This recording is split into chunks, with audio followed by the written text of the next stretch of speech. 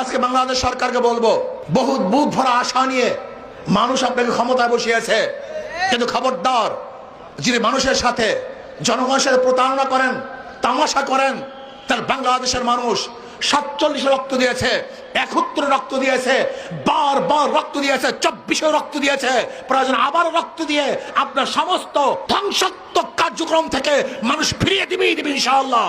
আমরা মনে করছি যে এই বাংলাদেশকে ভারতের করদ রাজ্য বানানোর জন্য তাদের যে দীর্ঘদিনের প্রয়াস, এটা এখনো থামে নাই।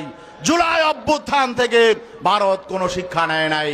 আমরা দেখেছি স্বাধীনতার পরে গুটি কয়েক মানুষ আমাদের দেশের স্বাধীনতা এবং স্বকীয়তাকে ভারতের কাছে বিক্রি করে দিয়ে তারা ক্ষমতাবান হয়েছিল, তারা তাদের স্বার্থ হাসিল করেছিল। জুলাই যদি না হতো বর্তমান সরকার হতো না। কাজেই জুলাই সনদ বাস্তবায়ন